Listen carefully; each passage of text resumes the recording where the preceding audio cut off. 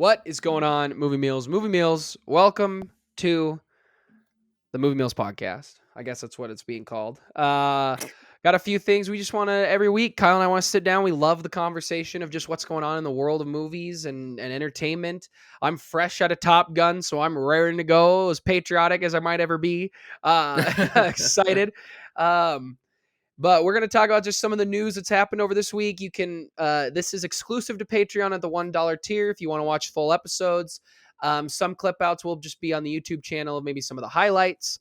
So that's join the podcast, please. That's what we want. That's the amazing thing about life and everything. I guess let's get into it. Thank you to the Movie Meal patrons, Kimberly and Karen. For supporting the show. Go get some Movie Meals merch. So we're here to talk about what do we want to start with? We got a couple things on the docket. Should we just start with the Star Wars news, or you want to talk about something else? No, let's kick it off with some Star Wars. All right. Well, let's start, I guess, with an MCU connection here. And we'll start with talking about John Watts. And John Watts is going to be doing a Star Wars show. They announced what it was. It was kind of weird. He's been on the docket to do Fantastic Four for Marvel for what seems like since I think what's the second ago, right? Spider-Man? I thought it was when the second Spider-Man came out. So yeah, or probably a year or two. I guess whenever I guess more when the merger happened. When the merger happened, that's when they I think announced a bunch of stuff. I think it was the following D23, wasn't it? They had taken over Fox, and then I think a couple months went by, and then D23 had hit, if I remember right, and they had that big thing, and they announced John Watts was going to direct Fantastic Four. He would have been a great choice. I know he really enjoys his doing more of the John Hughes style of film, storytelling, and it works great in Spider-Man. But it was weird. It was like a week ago. It was like John Watts will no longer be directing Fantastic Four. He has pitched a Star Wars show to Disney and Lucasfilm, and the green light is the go ahead on that. And then Star Wars Celebration hits, and he goes, "I've not only pitched it, I've cast it. Jude Law will lead my skeleton crew," and that's what it's called, Star Wars Skeleton Crew. Kyle, what were your thoughts when you heard this? Well, I think this has all been in development for some time now. I think they knew for a while that he was going to be off of the Fantastic Four project and probably was able to do a Star Wars project instead. Maybe he had a pitch for it to begin with, or maybe things behind the scenes happened where they just decided to remove him from Fantastic Four, but they were like, "Hey, do you want to do Star Wars? Do you want to come up with something?" And then now here we are. So when all of this happens like so close together at once between going off a project and then going on to a new one, usually I think it stands to reason that it was all in the works from, I don't know, for a while now, months probably. But I like the idea of it. I mean, you are right that it seems like he does really well with handling stories surrounding younger people. So a story about a bunch of kids going through the universe of Star Wars seems to be right in his wheelhouse. I'll be curious to know how Jude Law plays into it. I haven't really heard about what character he's supposed to be playing, or if it's a new character. Does he lead the kids, or is he like the enemy of the kids or something like that? But one of the things I keep hearing around is that people are complaining that it's a Star Wars show with like kids as the protagonist, but yet it's not, it's not a show for kids at the same time. And I don't know, that just seems like worrying about something that we just don't know about yet. Like, odds are it could be in the vein of, movies like The Goonies, for instance, where, it's for all ages. It's not just for kids. And maybe that's the way it'll go with this Star Wars show that he has planned. So I say when it comes to that worry, like, just pump the brakes, because we have no idea what this is yet. And who knows, maybe it will be more towards kids, which if it is, that's totally fine too. So I'm pulled up the Hollywood Reporter article on it, talking about how Jude Law is kept secret, and that at Celebration, it's described as being in the tone of a classic coming of age adventure film from the 1980s. And the details that Lucasfilm officially put out reveal that the story is set in the New Republic era. So they that's another big thing about Star Wars. They announced that it's going to all take place after the Skywalker saga. We're not going before to generations of Jedi. We're going after. The only Jedi around is Rey. So it'll be really interesting because this is going to be a lot of Star Wars with no Jedis. So I'm Unless she makes a curious to cameo. see. Yeah, but so this I is hope not. described. The story is set at the New Republic era and tells the story of a group of kids lost in the Star Wars galaxy trying to find their way home. And the series is due to shoot this summer with John Favreau and Dave Filoni as executive producers. Okay. And the writer who is writing this with John Watts set to be the developer and showrunner, I believe, and I would assume direct all the episodes. The writer Christopher Ford also wrote Spider-Man: Homecoming with John Watts. So from the first, that's all from the Hollywood Reporter thing. From the first report I remember reading said that John Watts pitched it. That it was very similar to Jon Favreau coming in and being like, I got this idea for this Mandalorian thing. And then Kathy said, you should talk to a man named Dave Filoni. They get together, have a ball, they rework the script, and they get Mandalorian. It sounds like that was something similar. So I don't know. To me, this feels more of passion than it does like Disney being like, we don't want you to do Fantastic Four. Go do something else, go do a little Star Wars show. It sounds like this is more passion for him. Some other things, let's see that this guy has written. Trying to see if he wrote anything amazing besides Spider-Man: Homecoming. He wrote Chaos Walking. Oh God. Hey, everyone's got some stinkers, I guess. Yeah. Although I haven't seen that movie myself, I certainly haven't heard good things about it. It's not good. But at least by the sounds of it, you're right. It could be more of a passion project, and I think that's where the best, things in entertainment come from. If there's some sort of passion behind it, and not just a job for hire type situation. Not that John Watts, not that he would make something bad just because he's just a hire for the sake of hiring someone. I'm sure he would have done fine with Fantastic Four, but hey, if he's more passionate about this project and it was evident in the pitch, then fine by me. Go ahead and do Star Wars. I'm sure they'll find someone else to do Fantastic Four. There's so many other people that could do it. And maybe it's a sign that Fantastic Four is not happening as soon as we think. Because Kevin Feige did say, what was it? What other big event just happened? Was it a CinemaCon? Was that what it was? Just happened like a month CinemaCon. ago. It was CinemaCon then that I believe where Kevin Feige was there, and then he said on the panel right after this, I'm going with a bunch of executives, and we are going to map out the next 10 years of Marvel. And maybe when they mapped it out, they said, I don't think we're going to do Fantastic Four yet. Like a solo movie. Maybe they're going to introduce them somewhere else. Maybe they're just not going to do them. Maybe they wanted to see what would happen with Doctor Strange. And maybe they went to John and he was like, look, we're not going to do this movie for a while. Are you still interested? Maybe he was like, I've got this idea for a Star Wars show. And then they're like, sweet. The fact that the Skeleton Crew show is happening quickly tells me that, a month or two ago when all that was mapped out makes a little more sense. And that this is something he's had on his mind for a while, that they've casted. I love this idea of kids lost in the galaxy. Give us a good coming of age. I want like a Harry Potter 3 vibe because they are coming of age in that movie. It's darker in tone.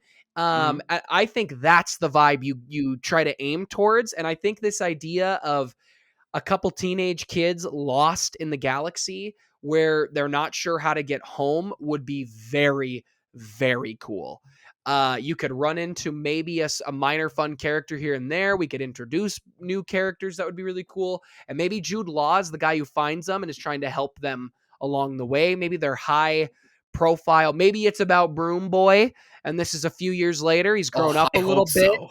And it's Broom Boy. They found out he's force sensitive and he's got to get home. Maybe it's all about Broom Boy. It's always been about Broom Boy. He was the key. But I all think this is along. a great idea. You got any other thoughts on this, or are you ready to move topics here? You combined Harry Potter 3 and Star Wars, and now I'm just imagining what Alfonso Cuarón would do with Star Wars. I think it would be Kyle, glorious. can I remind you of Gravity? What he did with Gravity? Give him the whole Yeah, galaxy to play with. Alfonso Cuarón make an insane. Okay, of course he side would. topic. Kyle, if Alfonso Cuarón is doing a Star Wars movie, what's he doing? Tell me. What would your dream Star Wars Alfonso Cuarón movie be? I don't think I want him to do. Do I want him to do anything Jedi related? Probably not. You, but Hmm. you do. A Qui-Gon origin. You want it. Oh, I don't think I want to know. I don't know if I. Young We don't need Liam to go Neeson, to but the we don't well. Let's recast, not go to the Kyle. well. Kyle, we don't recast. Liam Neeson's coming in. They're de-aging him, and he's going to be a 12-year-old. It's a coming-of-age story with Alfonso Cuarón. There you go. Now you got the coming of age part. That's what I need. A coming of But age seriously, what story of. what do you have Alfonso Cuarón do? Do we want to go to the political part of Star Wars? Maybe not. Hmm. Would he do well with bounty hunter stuff? I don't know. Let's kick John Watts off of this and give it to Karan. Can we just do that instead? You His know what's crazy? passion project. We're gonna move with someone else. You know what's crazy though? I'm sitting here thinking about what Alfonso Cuarón would be. I mean, he'd be great at whatever they do. They could say, "Hey, we're gonna want you to make Lord of the Rings and Star Wars," and he'd be great.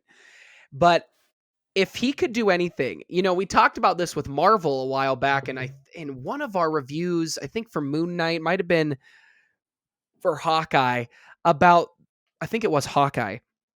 Because Okay. there's this movement going around with fans where they're like, I want A24 style movies in the MC universe. Give us like a $2 million, really deep, gritty, somebody blipped and we're doing a family drama why they blipped. And I remember saying, I don't want that. And now I'm sitting here in Star Wars and I go, Alfonso Cuarón doing a movie about a family or something that is trying to survive, maybe on the run, maybe they have some power on a planet and the Empire's coming to occupy that planet and we're just seeing how they survive.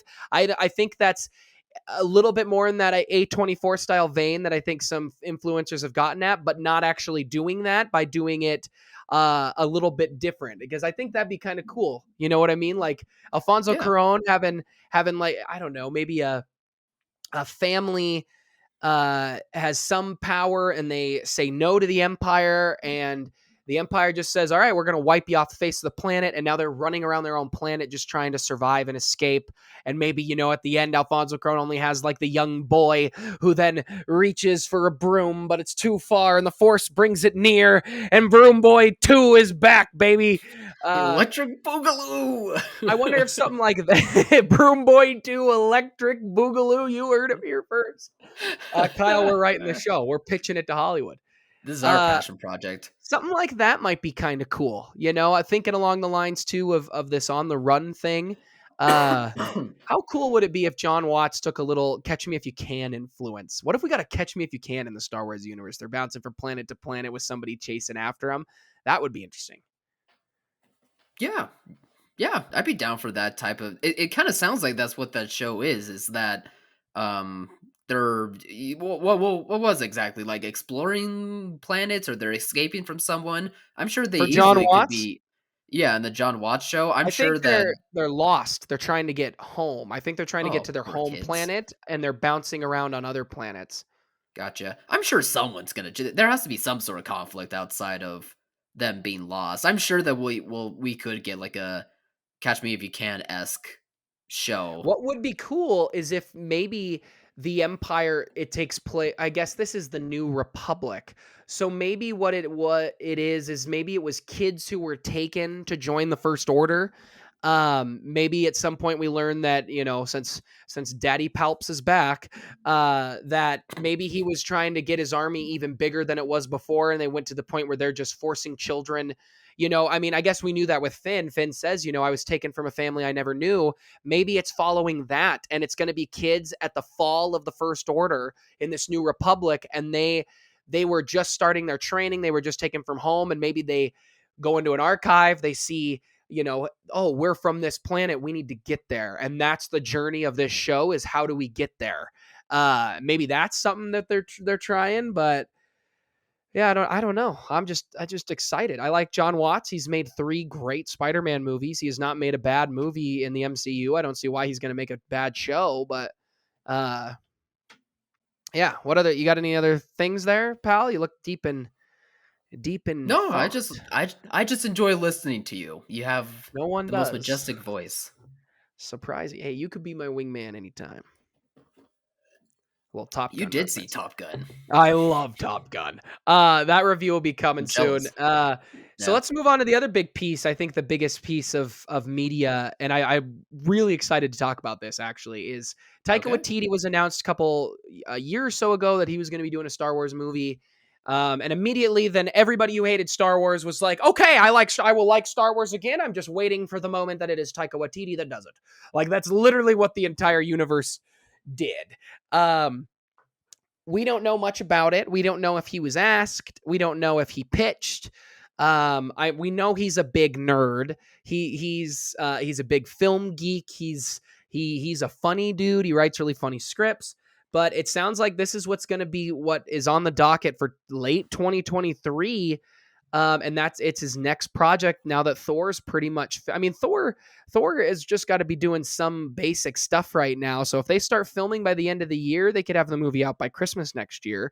But what do you think about Taika Waititi officially being announced that he is going to be doing a Star Wars movie? I do think they said it will be in the New Republic era, past the Skywalker saga, after Rey. So what do you think about this? And do you have any ideas what his movie is going to be about? Well, I was going to ask you what the movie was going to be about. Do we I think it's going to be about it's Broom Boy 3. Broom Rise Boy of 3, the King. I was going to say rides again because he's on a broom. Rides again. We are mixing Harry Potter. It's a Harry Potter Star Wars mashup. But what do you think about Taika Waititi coming in and doing Star Wars? Yeah, no brainer. I mean, he clearly is tied with Disney. They clearly like working with him, so it only makes sense. It's not surprising, really. Although I'm pretty sure this got announced like a year ago, and they're like re-announcing it or something. Yeah. So yeah, I think the official thing that they did was say this is next. I think it's always been. We have a couple Star Wars movies. Taika Waititi's going to do one. Kevin Feige's doing a different one with Michael Waldron writing. Patty Jenkins is doing Rogue Squadron. They're different. Patty Jenkins is doing Rogue Squadron. Blah blah blah. A year goes by, and they're like, crap, and then Taika. Taika was in the corner, on the Mandalorian only set. One He was standing. He's like, I got the ideas. I'm not backing out. I've got it. It's going to be about Thor in the Star Wars universe. We're putting him in there. We'll hunt for the Jawas instead of hunt for the wilder people. It's hunt for the Jawas. But what do you think about Taika doing this movie? No, I'm really excited for it. He just has this ability to be able to combine humor with self-reflective character pieces. That's always like the theme throughout all of his movies. Even Thor Ragnarok has that a little bit as well. And the guy can literally just made a show about gay pirates. Like he can do whatever the heck he wants, and it's gonna be great. So I'm not worried about what this is gonna be. I honestly don't care what this is gonna be. I don't care if it's before this Skywalker entry or after. As long as it's not about Skywalkers anymore, I'll be fine with that. But yeah, I just want to know what it is. Although the 2023 date, if it's at the end of 2023, I wouldn't be shocked if it gets moved. We'll just have to wait and hear like how pre-production is going, because that takes a lot of the time for movies to get prepped. And then usually when the filming happens, it's not too terrible depending on how things go. So we'll just wait and see, I guess, for 2023. But that'll be pretty great if that's the case. This is kind of a side thing here. I know you and I disagree on Guardians of the Galaxy 2. We disagree on Guardians of the Galaxy Volume 2. Kyle, Great movie. I think you really, really like it, and I think it is just very mid-tier to low-tier MCU. And for me, the humor for James Gunn in the second one got worse. And I like James Gunn's scripts. I liked the Suicide Squad script he wrote. I love the first Guardians of the Galaxy, but the humor in the second one, for some reason, it to me felt like everybody was very jokey. We have to have a joke everywhere and all this. And Taika, if you've seen all his other movies, is very good at humor. I mean, the show he's writing and directing on and starring in on HBO is very funny. Like everything he does is just funny. Are you nervous at all going into Thor 4 that maybe that might happen where you sit there and you go, wow, we didn't really push forward here. We're only pushing forward with bad humor and not story. Are you nervous that that might happen? No, I'm more nervous about the story part, but less on the humor. Because I just think he has a gift to combine, like I said, the humor with the character aspects of the stories that he tells.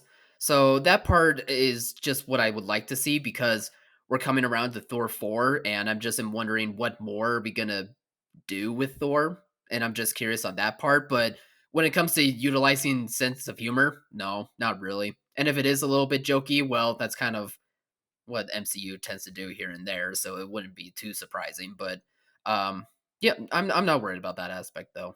We'll see. Yeah, and I think the biggest thing for me with Guardians 2 is it felt like the humor was no longer the character's humor, if that makes sense. It felt more like Drax went from like a funny, not understanding of culture type humor to in the second movie just being a complete idiot. And I never felt in the first movie that he was a true complete idiot. And I felt that in the second movie. Like that's a good example that I'm a little nervous for. But again, in Taika I trust right now, he's not let me down. I'm very excited for his movie. I do think it's funny. I even sent you a TikTok about it today, but it's going to unite everybody because for some reason, whatever Taika could make, unless Thor 4 is horrendous. That's the only way he's getting kicked off this movie, because if Thor 4 is super bad, Kathy's walking in and being like, "Oh, I thought you were talented," and he'll be like, "Well, we had all these other good movies. Talented. You told me 2 days ago you loved this movie. Well, the fans didn't, and now you're out. Now we're gonna go get that guy in his mom's basement, and he's gonna write our next script." Okay, I have a Ron deep conspiracy theory here for you. Oh, love to hear it. Let's do it. What if? What if we don't hear anything about this movie? We all forget. We move on. And then next year, Star Wars Celebration rolls around, and they go, "Hey, we got a trailer for you." And we didn't even know they're filming. We just forgot that was announced that it was supposed to happen late 2023. And what if that first trailer, they go, "We are, episode 9 is no longer canon.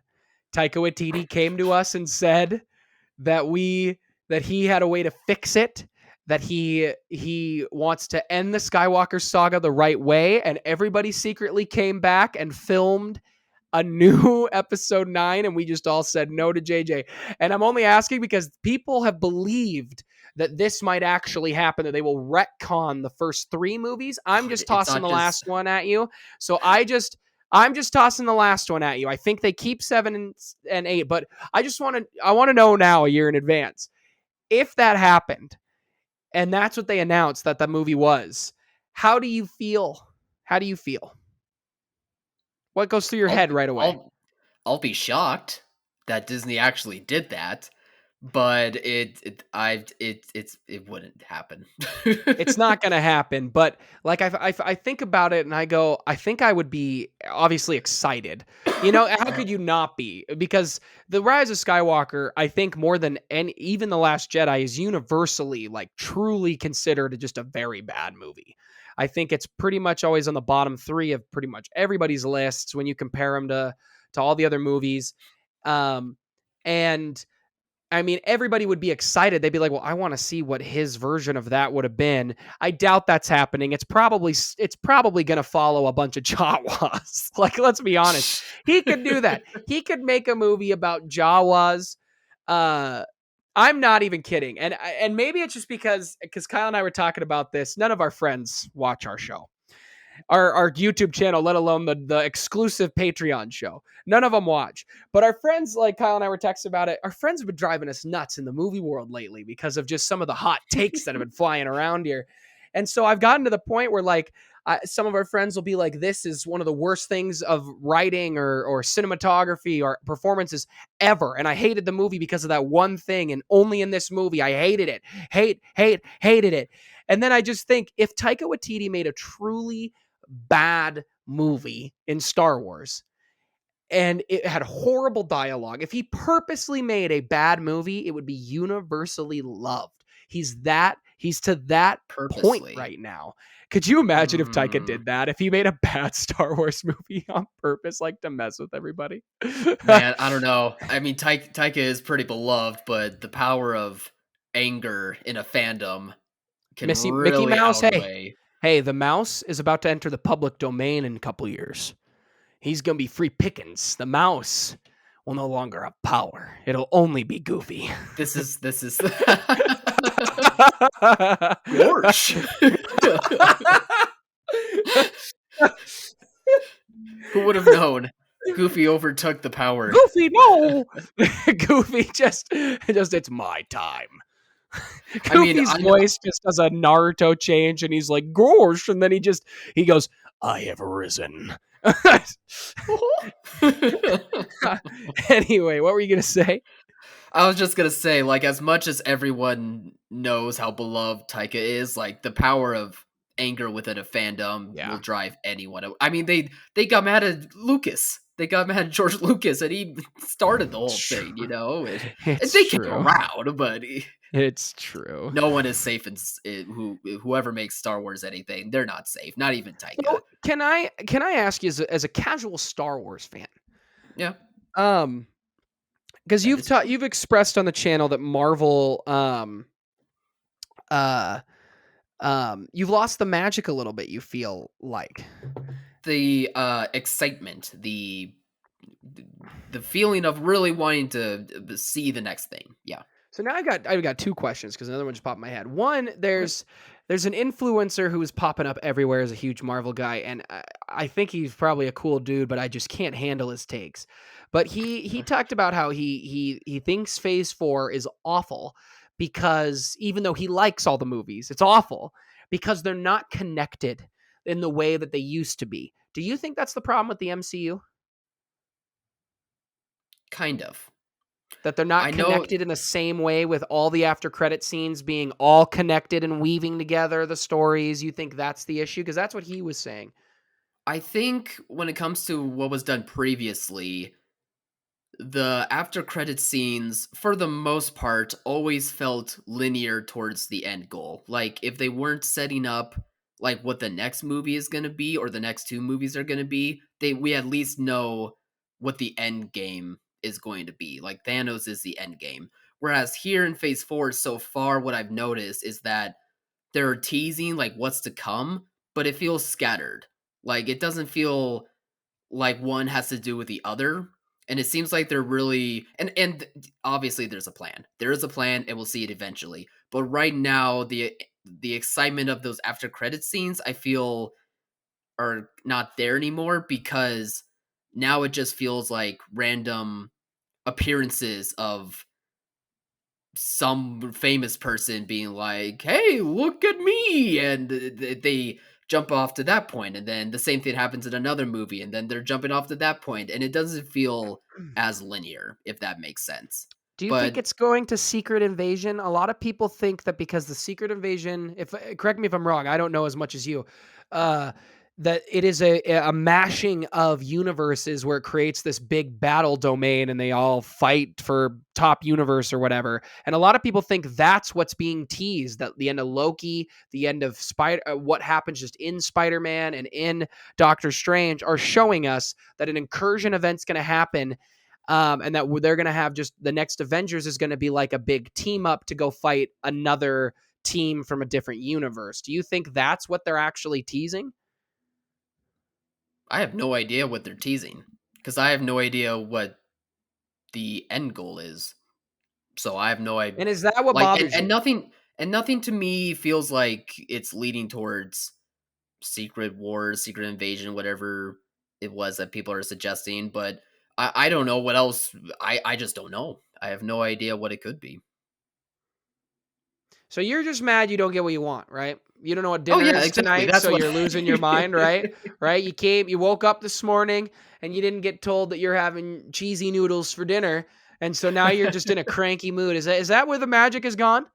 You're 100% right. That's exactly.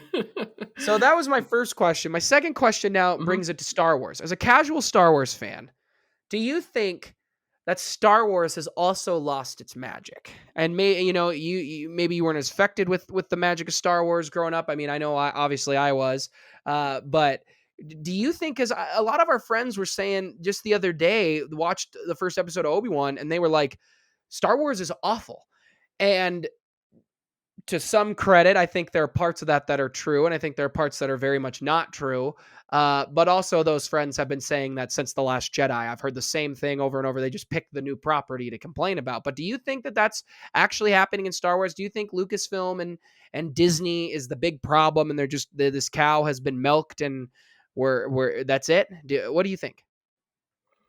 I do believe that there's that too much of a good thing can lead to it not being as exciting. And that could be the issue at play. I also think part of it is fandom as well. I think that ever since Last Jedi and moving forward, we just have seen, fandom not feel as fun as it used to be. Like it just feels too sticky, too messy, too angry. And no matter what is being discussed, and this could be for any fandom, but especially for Star Wars, it just, if no one's happy and no one feels like we're enjoying the good thing that we're getting, then where's the magic in that? You know? Do I think the Marvel fandom is worse. I agree with what you're saying that the fandom is a big part of it. I think we've gotten to the point where social media has been a big problem with these big properties because studios know that these movies are going to make more money if they're connected, blah blah blah. And at times it doesn't feel as wholesome. You know what I mean? Like it doesn't feel like Kevin Feige and the executive producers, who Kevin's a huge nerd, are sitting there going, oh my gosh, what if we did this? It feels more like, oh, I saw this thing and the fans are been screaming this for 8 years. So let's put this in here. And I think maybe that's happened a little bit. I'm biased. I don't think Star Wars has lost the magic as much as Marvel. And I think it's because we're a little too used to Star Wars being bad. Star Wars, if you ask many people, hasn't been good since the 80s.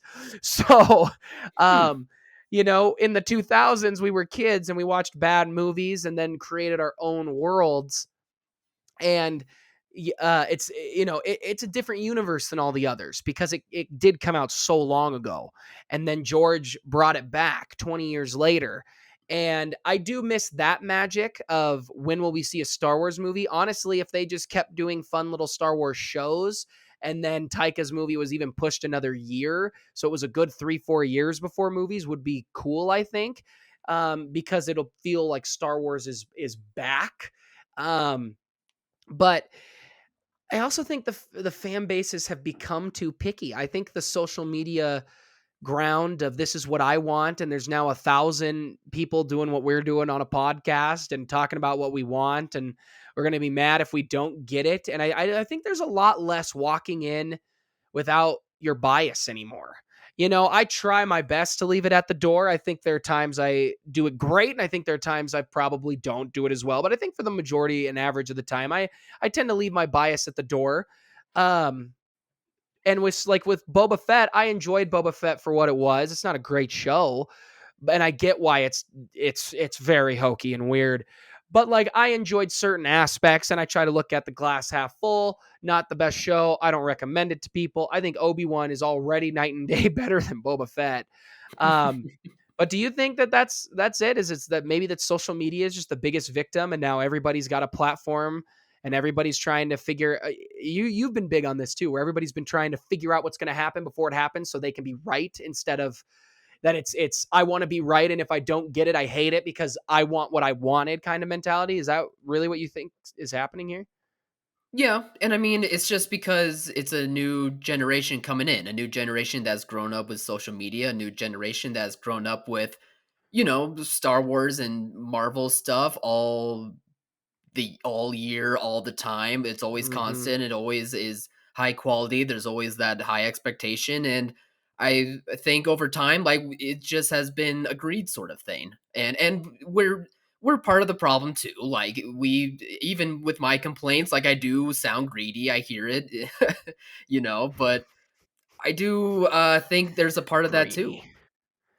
I think everybody. I I just think mean, a new wave of fandom has come in, and it's just a whole different ball game now, and it's yeah. strange.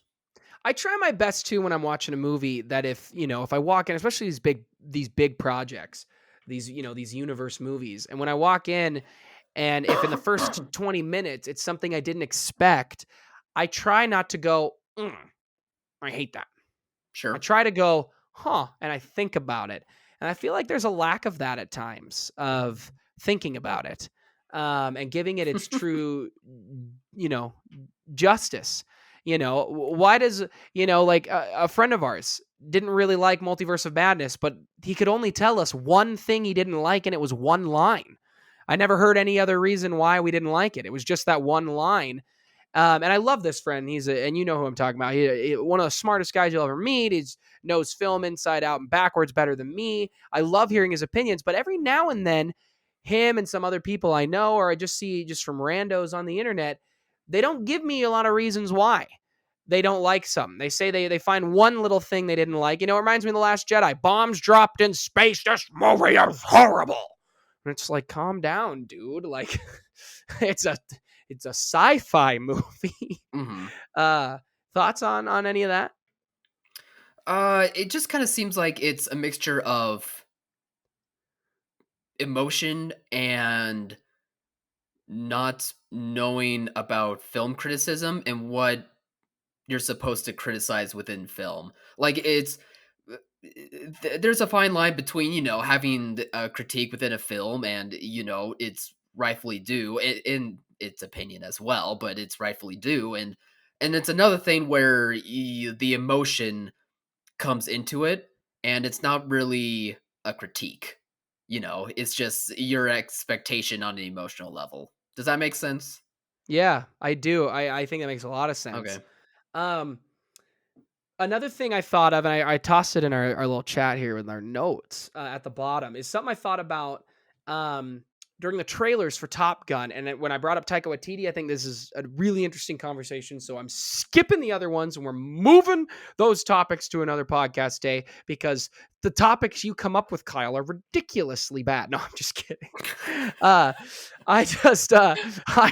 want to. Is cheese an instrument, Kyle? That's not what we're going to talk about. I think this is interesting. So I just saw Top Gun Maverick, and there was a lot of older people in the crowd who were in their 30s, and were a lot younger when the first Top Gun came out, and they wanted to go see it and whatnot. And then the trailer for Nope came on, and I could feel that there was some tension in the room, even with this older crowd.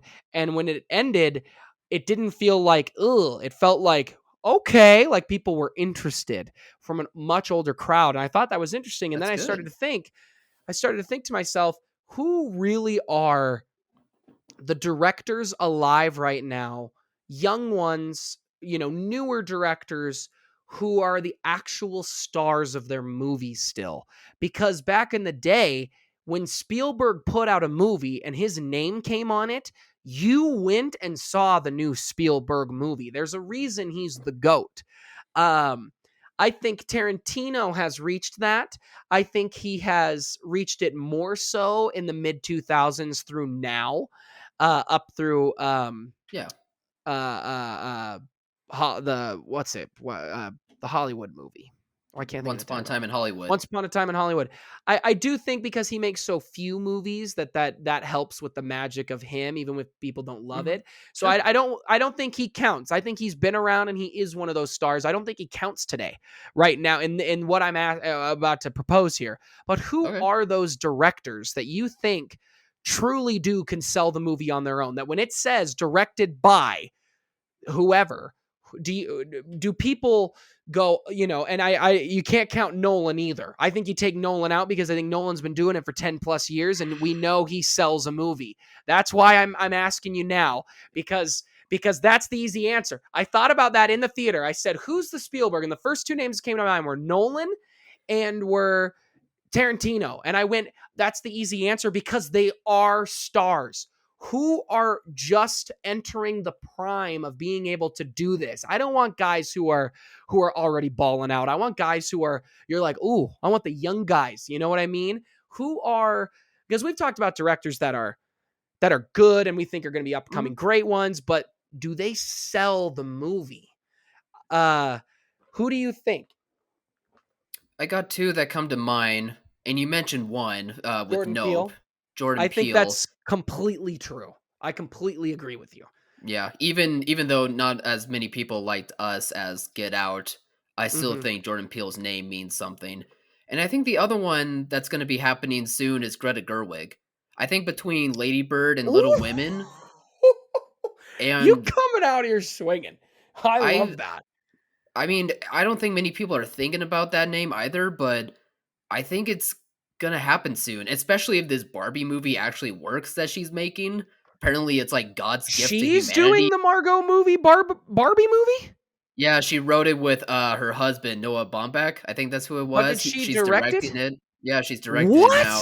How did I Yeah, not know that? Well, now I get why it makes a little more sense because I kept seeing headlines and it was like the Barbie movie is being called the greatest thing to ever walk the yeah. planet. People are like, it's It's the next Citizen cinema's Kane. holy grail. It's Yeah. okay. Um, I'll believe it. But if that huh. movie especially works, I think she could be in that category as well. Wow. I But did know that's this. it's such a bummer in this day and age that I can't name any more beyond that because nowadays movies are so brand driven and not talent driven. And it's fine. Like I don't necessarily need every movie to be They are talent brand driven, driven. but it's also annoying because it feels like because of it being so brand driven, people aren't open to seeing a variety of movies anymore as compared to Mm-hmm. years ago when that wasn't the case. And I think Yeah. when it was more talent or director driven, it opened up to people seeing a variety of things, and that's why there's so many different types of movies that are now considered classics. But now, because everything is brand recognized and people don't want to really be taking risks with what they're watching anymore, despite being given not only theaters but Mm-hmm. streaming, thousands of streaming Yeah. services, it just doesn't really happen anymore to where there's really those directors that get their chance to shine and then they can become those household names. So thanks, Alex. Now I'm I got mad. I got two Thinking things for about you. Do this. you think Taika's there? Do you Oh think crap! after Yeah. the what was the movie he just did before Thor? With about Jojo Hitler, Rabbit. Jojo Rabbit. I couldn't think of the name. I think that Fantastic is movie. when we go. Taika's one of them. I think You're right. You're when right. he I should have does the thought of that. Nolan move, he did the Nolan move. You know what I mean? Like he made the big budget movie, and then he said, "All right, now you got to fund my other movie, or I'm going to go make my other movie with this other company and take a break, and then I'll be back." I think Sure. he can sell a brand. I'd love to see what he will do, not in a big thing again. I'd love to see another one of those, but he was underground for a while making those awesome independent movies. Oh yeah. Um, Yeah. so that's another thing I hate when people say that they don't like when people become mainstream. I'm so sorry that your art that nobody sees in the coffee house hanging up, that you don't want to get paid for it. But these people do. Taika is enjoying being with Disney because they're paying him, and that has been his dream. Because that's what the dream is to make it, and that's what it means to make it is to be able to have lots of options. And that's what Sure. Taika has gotten. I think that's what Jordan Peele has gotten, and he worked very hard to get it. Hmm? Um, I think Olivia Wilde might have a shot if this Don't Worry Me Darling movie is very good and then whatever comes next. Because Hmm. Booksmart, I think, was just underground and good enough for people to go, okay, Olivia Wilde, and they already know who she is as an actress. So I think she has some potential. I think John Okay. Krasinski had some of that potential, but it depends on what he's going to direct next. I think Ben John Affleck. Krasinski John Krasinski, sorry to cut you off, but that No, one you're good. is an interesting one because Hmm. I think he directed, like, one thing before the Quiet Place movies, and I'm really wondering if he does anything else, if his name will sell or if he'll be so tied to A Quiet Place that the brand is what's gonna drive people to see his stuff. You know? I'm very curious about how that's gonna play out if he Well, continues what do you working as mean? a Do you think director. if let's say he makes a gangster movie, and let's just assume it's awesome, and it Mm. has nothing to do with a Quiet Place? You think if it flashes from John Krasinski, director of A Quiet Place 1 and 2, that's what sells as they go, "Oh, it's Quiet Place 1 and 2." It's not that it's John Krasinski. We don't, do you know what I'm trying to ask here? Yeah, and I think I actually worded that wrong, but based on how you're asking it. So I just mean that if he did anything else outside of A Quiet Place at this point, will his name sell? Will it get people to go see it? Like if it's just some gangster movie, not brand driven, not related to A Quiet Place, are people going to go out to it? Or Sure. are they going Okay. to be waiting for him to direct A Quiet Place 3 for And just skip whatever? that. Yeah. Unlike a Jojo Rabbit where it made a lot of money and people liked it and it was really loved and whatnot. I do Mhm. think Ben Affleck had a shot because he was writing, I just rewatched Yeah. Argo a little bit ago. I think he had a shot, but what helped him is not only was he directing those movies, but he was starring in them. And then I think he Mm. was kind of hitting it from two sides where he was starting to be a star that was selling the movie. Um, I think, um, because I think the only two honest stars who can get people to a movie by just their movie are the only ones left are really Tom Cruise. I think Tom Cruise, and maybe I know I just saw Top Gun, but because I don't think it's just Top Gun Mission Impossible. I think if it says Tom Cruise is the lead, I think people are very interested. I think The Rock gets that, and I weirdly think, and it's died down a little bit since, but Kevin Hart had that ability for a while where everybody was seeing anything he was in. He made two awful ride along movies and they made a bunch of money. Like that happened for a while, but in terms of directors, there's not a lot of pickings left anymore. I mean, obviously, like Spielberg sells a movie. He's been doing it forever. Tarantino sells a movie. Nolan sells a movie. Alfonso Cuarón, I think, by his name, can sell a movie. But not to Um, the mainstream. Even though he did like Harry Potter Not 3. lately. Yeah, I Yeah. mean Gravity I think was largely because of his name. But Yeah, lately he hasn't done a maybe. lot. Mhm. He took some time. I mean, obviously a Scorsese sells a movie. But who are the new guys? Mm. I don't know if I can think of anyone else. I think Ryan Coogler was starting to get there. If he takes a break from Black Panther and does some other projects, he's got a real shot because I've pumped him up. Oh, I got one for you. Denis Villeneuve can sell a I was movie. wondering when you were gonna say his name, because Do I you think he's past questioned that where one. I'm at? Why? Why do you question things? Do Don't I get gotta me pull up wrong, Box Office Mojo he's right now? don't get me wrong, he's a great director, I love him, he's one of my favorites currently working right now, but after Dune, I don't hear people talking about the director. I hear people talking about some of the actors in the movie. I don't hear them talking about the director though. And as talented as this guy is, I don't know if it's his name that sells the movie. I know like he had like a good box office with Dune and also with Arrival, but I don't know. I think that was just a little bit of concept and a little bit of Prisoners brand. made money. Prisoners did, which was pretty impressive, but he's had movies like Blade Runner 2 that underperformed, which is unfortunate. That's a great movie, but That's right. um I just don't get the sense that his name is recognizable. It should be. It absolutely should be because the dude's fantastic, and Dune, I think, really helped him get a little bit more well known. But I'm just not quite seeing like a big rise in Dude, stardom for like general Blade people Runner made yet. a little bit of money. Not a lot, but it made a little bit. It did good, but they Did were okay. expecting more. They were Bigger. expecting more out Yeah, of that.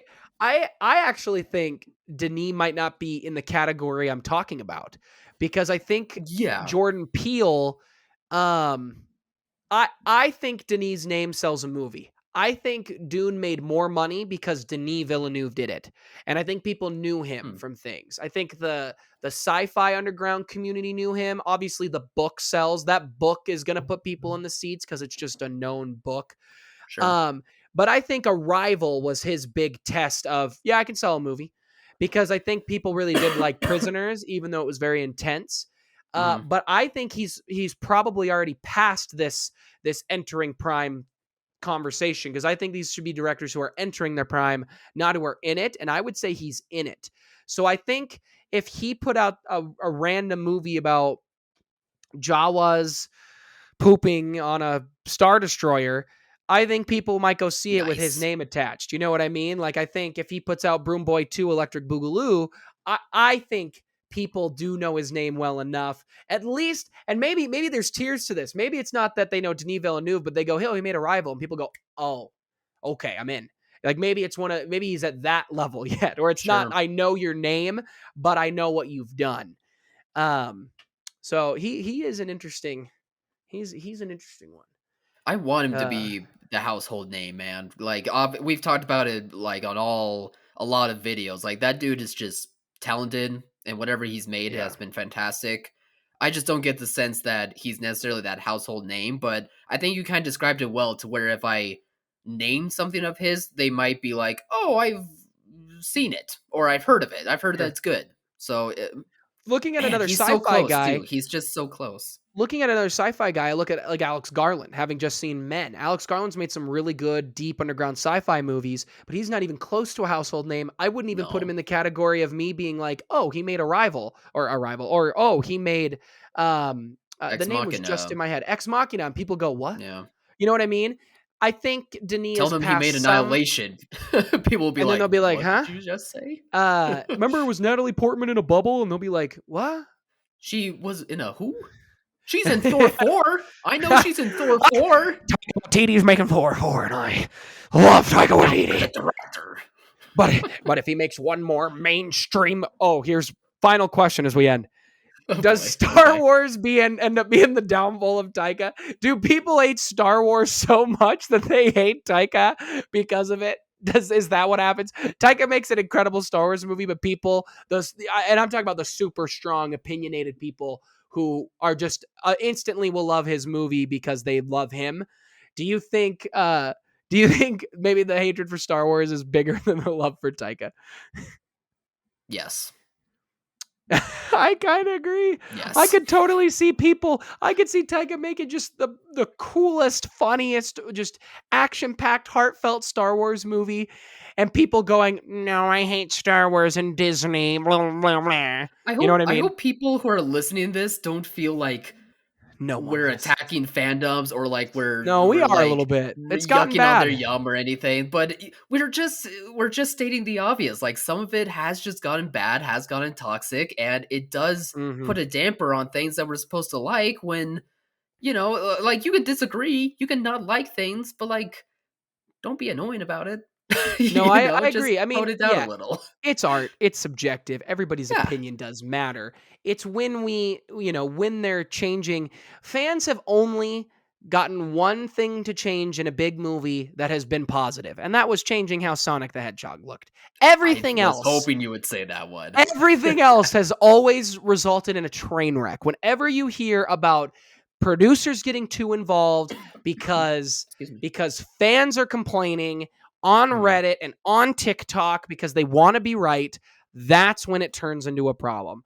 I love our friends. I love that everybody has their opinion. I love all that. That's awesome. It's great to have the conversation, and maybe that's where the frustration lies, Kyle. We've lost this. Have we lost white guys doing a podcast? No. They're a dime a dozen.